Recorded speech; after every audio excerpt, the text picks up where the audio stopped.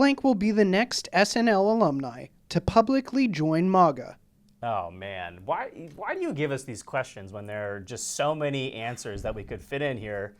Just for background, this weekend was the 50th anniversary of SNL. You've probably seen it all over NBC or Twitter or wherever. They've been publicizing it like crazy.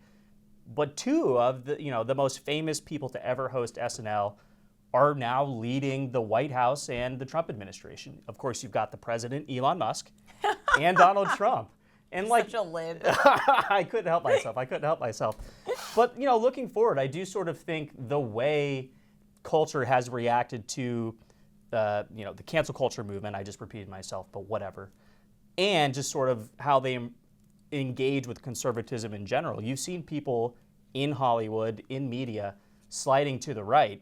I mean, I think the person who would be the most surprising, but maybe the most impactful, is none other than Timothee Chalamet. And am I just saying this because my wife has a huge crush on him, and I'm very jealous of how he can pull off a very raggedy-looking bad mustache?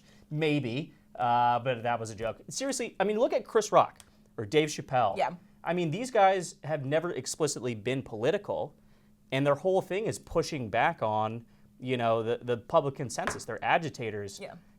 I think Joe Rogan has shown there is an entryway into politics from an entertainment standpoint. People like Andrew Schultz have followed on him also.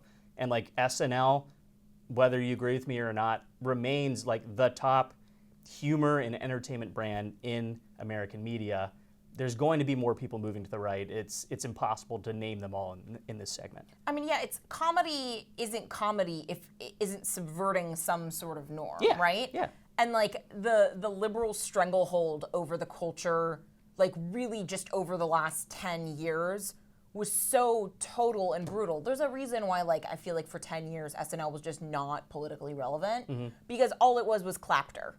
In order to like actually be funny, you do have to be willing to offend. And like specifically with Trump, like a lot of the accusations made against Donald Trump are confessions because he was a celebrity, a Hollywood, cosmopolitan, elite, liberal celebrity before he was a Republican politician.